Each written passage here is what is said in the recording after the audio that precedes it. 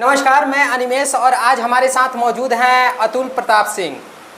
अतुल जी, यहाँ पे आने के लिए सबसे पहले तो आपका बहुत बहुत आभार जी। अतुल जी, अभी फ़िलहाल में ही आप एक नए कार्यभार ग्रहण किए हुए हैं और वो कार्यभार जो है वो बहुत ही बड़ा कार्यभार है। जिला कार्यालय प्रभारी बने हुए हैं जनसुराज के, विशेष करके क्या कहेंगे? नहीं, ये तो किसी भी पार्टी का बहुत एक सामान्य प्रक्रिया है कि कार्यालय प्रभारी सब देख रेख के लिए लोगों को बनाया जाता है।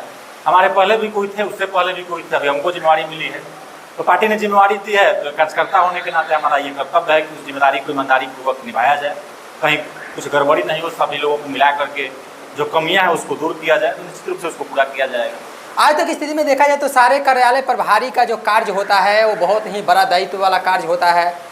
कौन से अलग अलग क्षेत्रों से लोग आते हैं, आने के बाद बहुत सारे लोग चाहते हैं कि नहीं हम पार्टी से जुड़े, पार्टी को संगठन को मजबूत करें, लेकिन बहुत सारे कार्यालय प्रभारी वैसे लोग होते हैं जिनको जानकारी ही नहीं हो पाता है कि इनको कैसे जोड़ना है, क्या प्रक्रिया है। लेकिन अतुल प्रताप सिंह का बात करें तो आपका जो इसके पहले भी सामाजिक तौर पे एक अलग पहचान या एजुकेशन के मामले में बहुत हाई एजुकेशन आप प्राप्त कर चुके हैं, तो विशेष करके आप जन सुराज को कैसे मजबूत करने का प्रयास कर रहे हैं और विशेष करके आपका विजन क्या है? जन सुराज का मेरा विजन तो वही है जो पार्टी का विजन है, और पार्टी का विजन पूरे बिहार में 2 अक्टूबर 2022 से प्रचार की सोच घूम कर बता रहे हैं। पहले पद यात्रा के जरिए, फिर अलग अलग जिला में अलग अलग प्रखंड में प्रेस कॉन्फ्रेंस के जरिए, मीडिया के जरिए, उसके बाद अभी जो बिहार बदलाव यात्रा हो रहा है उसके जरिए भी जहाँ तक हम नहीं पहुँच सके थे पदयात्रा के समय में, वहाँ अभी पहुँच रहे हैं, ताकि जो लोग भी छूट गए हैं, जहाँ भी हमारी बात नहीं पहुँच सकी है, उन लोगों को भी जनसुराज के विचारधारा को, विजन को वहाँ तक पहुँचाया जाए। और निश्चित रूप से मैं आपको ये दावे के साथ कह रहा हूँ, क्योंकि हम लोग शुरू से पार्टी से जुड़े हुए हैं और लोगों के बीच जो क्रेज है जनसुराज का, जो भरोसा है, चूँकि हम भी ग्रामीण क्षेत्र से आते हैं, ग्राउंड पर घूमते आप खुद बता रहे हैं, तो लोगों का एक जो भरोसा है जनसुराज के ऊपर दिखाई दे रहा है और निश्चित रूप से ये परिणाम में बदलेगा। नवंबर में जब परिणाम आएगा तो आप देखिएगा कि पूरे बिहार के साथ साथ पूरा देश जो है वो आश्चर्यचकित हो जाएगा। मतलब अभी क्या है ना कि दूसरे दल वाले जो बहुत सारे लोग हैं तो अभी ये मानने को तैयार नहीं है कि जनसुराज जीत करके आ जाएगा। पहले जो लोग कहते थे कि जनसुराज वोट काट लेगा, प्रशांत किशोर टिकेंगे नहीं, अभी स्थिति यह है कि कुछ लोग कह रहे हैं कि ठीक है 2-4-5 को सीट आ जाएगा, वोट काट लेंगे।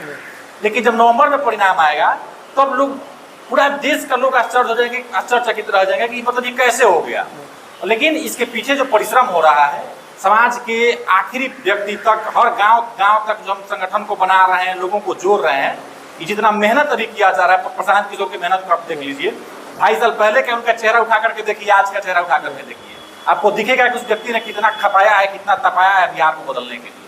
तो निश्चित रूप से इसका परिणाम दिखेगा और मेरा ये भरोसा है कि अपने दम पर जनसुराज जीत करके बिहार में सरकार बनाएंगे। अतुल प्रताप सिंह का क्या विजन है और विजन को लेकर कैसे चल रहे हैं? क्योंकि अतुल प्रताप सिंह इसके पहले भी चुनाव को लेकर भी दावेदारी किए थे और जब चुनाव को लेकर दावेदारी किए थे तो पूरे भाजपा खेमे में एक अलग हलचल मच गई थी। तो क्या लग रहा है कि आने वाला जो क्षेत्र आपका है वो तो आरक्षित से क्षेत्र है, लेकिन आपके बगल वाला जो क्षेत्र है, मरौरा क्षेत्र है या और भी बहुत सारे क्षेत्र है, तो कहीं से ना कहीं से आपका भी दावेदारी क्या इस बार फिक्स है कि नहीं आप आगे का सोच रहे हैं?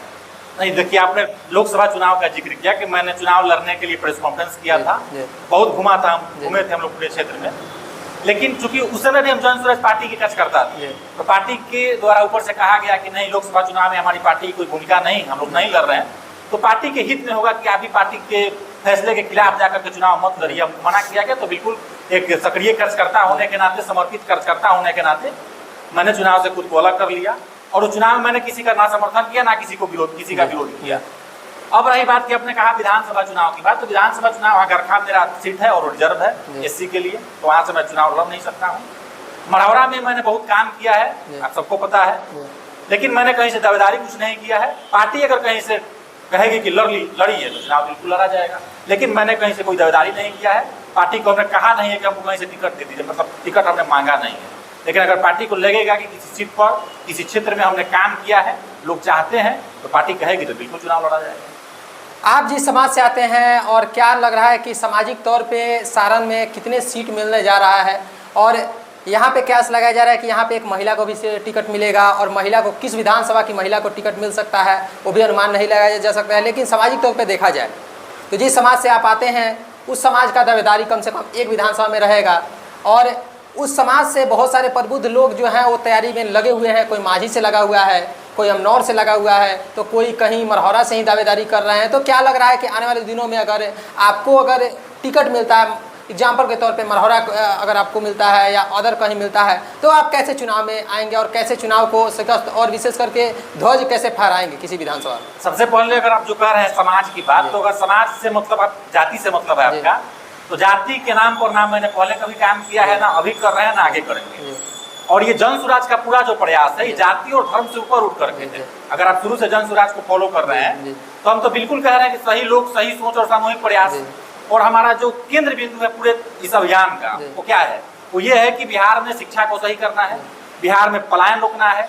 जो लोग मजबूरी में जाकर के दूसरे राज्यों में लात गाली खा रहे हैं, उनको बिहार में ला करके रोजगार देना है। तो कोई किसी जाति धर्म का, उससे हम लोगों को कोई मतलब नहीं है। किसी भी जाति धर्म का आदमी हो, जब बाहर में जाता है तो बिहारी का तो उसको पीटा जाता है। अभी एक महाराष्ट्र का वीडियो वायरल हो रहा था, जहाँ एक मजदूर को वहाँ एक महिला कह रही है कि बिहार में तुम लोगों का सीएम काम नहीं देता है कि तुम लोग यहाँ आकर के नौकरी कर रहे हो। तो वहाँ जाति धर्म पूछ करके किसी को नहीं पीटा जाता है। जब पीटा जाता है तो बिहारी कह के पीटा जाता है। तो इसलिए कोई किसी जाति का है, किसी धर्म का है, लेकिन इस चुनाव में जन स्वराज यही कर रहा है कि सारा जाति धर्म भुला करके आप बिहारी बन जाइए, अपने बच्चों के बेहतर शिक्षा के लिए वोट दीजिए, अपने घर के नौजवानों का पलायन रोकने के लिए वोट दीजिए। अगर आप चाहते हैं कि आपके घर परिवार में कोई बीमार पड़ जाए तो अस्पताल में इलाज नहीं मिले, दवाई नहीं मिले, इसके कारण उसकी मौत हो जाए, ये व्यवस्था बदले, तब आप जन स्वराज को वोट दीजिए। आप चाहते हैं कि पंचायत से लेकर के सचिवालय तक जो भ्रष्टाचार है, घुसखोरी है, दलाली है, वो खत्म हो, तो आप जन स्वराज को वोट दीजिए। तो जाति और धर्म से क्षेत्र से हम लोगों को कोई लेना देना नहीं है। बिल्कुल हमारा स्पष्ट मत है कि बिहार को फिर से उस लेवल पर पहुंचाया जाए कि शिक्षा ग्रहण करने के लिए एक समय था ना कि बिहार में लोग आते थे, बिहार को फिर उस लेवल पर पहुंचाया जाए कि दूसरे राज्यों से लोग यहाँ पढ़ने के लिए आए। और प्रशांत जी तो शुरू से कह रहे हैं कि बिहार को विकसित हम तब मानेंगे जब पंजाब, महाराष्ट्र, हरियाणा से लोग यहाँ करके नौकरी करेंगे। तो खाली नौकरी के लिए नहीं, यहाँ लोग शिक्षा के लिए भी आए, नौकरी के लिए भी आए, इलाज के लिए भी आए, तब ये माना जाएगा कि बिहार का विकास हुआ है। तो बिल्कुल जाति और धर्म से उठ करके हमारा ये स्पष्ट विजन है कि शिक्षा के लिए, स्वास्थ्य के लिए, रोजगार के लिए हम लोग काम कर रहे हैं, और जनता वोट देकर के हमको सत्ता में लाएगी तो सबको हम लोग पूरा करेंगे। आज की बात करें तो प्रशांत किशोर जी अलग अलग एजेंडा रखे हुए हैं, लेकिन बड़े बड़े लीडर जो हैं, हमारे देश के प्रधानमंत्री हैं, कभी मरहौरा चीनी मिल के प्रांगण में आते हैं तो कहते हैं कि अगले इस बार हमको जिताइए, और जिताने के बाद अगले बार जब आएंगे तो इसी चीनी मिल का चीनी का चाय पिएंगे। तो क्या वैसे लोग जब पलट सकते हैं तो क्या प्रशांत किशोर जी नहीं पलट सकते हैं? बिल्कुल, प्रशांत जी तो लोगों के बीच में भी सामने खड़ा होकर के कहते हैं। और देख लीजिए, आप पूरे देश की राजनीति का इतिहास उठा करके देख लीजिए, एक भी नेता ऐसा नहीं मिलेगा जो पब्लिक में जाकर के खड़ा होकर कहे कि देखिए भाई हम पर भरोसा कीजिएगा तो हम भी ठग सकते हैं। एक नेता का बता दीजिए कोई ऐसा स्टेटमेंट हो। लेकिन प्रशांत किशोर लोगों के बीच में खड़ा होकर कहते हैं कि हम पर आंख बंद करके भरोसा कीजिएगा तो हम भी आपको ठग सकते हैं। जैसे लालू जी ठगे, नीतीश जी ठगे, मोदी जी ठगे, कांग्रेस वाले ठगे। तो आप अपने विवेक से, अपने बुद्धि से आप ये तय कीजिए कि जिन लोगों ने आपको पिछले 40 सालों में, 50 सालों में आपको मजदूर बनाया है, आपके बच्चों का स्कूल बर्बाद किया है, यूनिवर्सिटी बर्बाद किया है, अस्पताल बर्बाद किया है, तो कम से कम उन लोगों के बारे में तो पता है कि सब लोग बर्बाद कर दिया है। और प्रशांत किशोर उदाहरण भी देकर के बताते हैं कई बार कि आप कोई दवा खा लिए हैं, 2-3 दवा, उससे ठीक नहीं हो रहा है, तो एक दवा नया आया है मार्केट में, उससे ठीक हो भी सकता है, नहीं भी हो सकता है। तो प्रशांत किशोर सामने खड़ा होकर कहते हैं इस बात की गारंटी नहीं है कि हम जो कह रहे हैं उसको 100% पूरा कर देंगे, लेकिन पहले से जो लोग यहाँ राजनीति कर रहे हैं, सरकार चला रहे हैं, कम से कम उनसे तो ठीक नहीं होने वाला है। क्योंकि उनसे ठीक होना होता तो पिछले 35 सालों में, 40 सालों में ठीक हो गया रहता। तो बिल्कुल एक बार आप जन स्वराज को मौका दीजिए। अगर काम नहीं करेगा जन स्वराज, 5 साल में हटा दीजिएगा।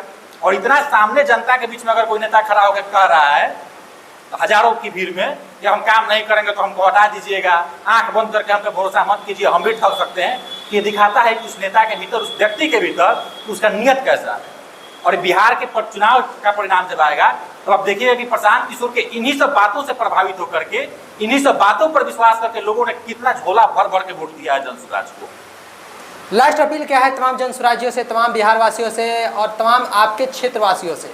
नहीं, मेरा क्षेत्र तो मैं किसी विशेष क्षेत्र से मेरा दावेदारी है नहीं, लेकिन फिर भी पूरे बिहार के लोगों से, जो लोग भी ये वीडियो देख रहे हैं, सब लोगों से मेरा ये रिक्वेस्ट है कि आप अगर आप चाहते हैं कि आपके बच्चों का शिक्षा बेहतर हो, आपके बच्चों के लिए बढ़िया एजुकेशन सिस्टम यहाँ बने, अगर आप चाहते हैं कि आपके घर में कोई बीमार पड़ जाए तो उसको अस्पताल में बिना किसी पैरवी के, बिना किसी विधायक सांसद की मदद के उसका आसानी से इलाज हो सके, किसी का इलाज कराने के लिए आपको गहना नहीं बेचना पड़े, अपना जमीन नहीं बेचना पड़े, तब आप जन स्वराज को वोट दीजिए। आप चाहते हैं कि आपके घर के नौजवानों को 10-12 हजार कमाने के लिए दूसरे राज्यों में पलायन करके नहीं जाना पड़े, तो आप जन सुराज को वोट दीजिए। आप चाहते हैं कि पंचायत से लेकर के सचिवालय तक जो भ्रष्टाचार है, दलाली है, वो खत्म हो, तो आप जन सुराज को वोट दीजिए। आप चाहते हैं कि अफसरशाही खत्म हो, ये जो लोकतंत्र में राजशाही आ गया है ये खत्म हो, पुलिसिया दमन खत्म हो, तो आप बिल्कुल जन सुराज को वोट दीजिए। एक बार जन सुराज को मौका दीजिए। और प्रशांत जी हाथ जोड़ करके आपके सामने कह रहे हैं कि अगर 5 साल में हमने इन सब चीजों को नहीं बदला तो 5 साल बाद आप एकदम बिल्कुल हटा दीजिएगा जन सुराज।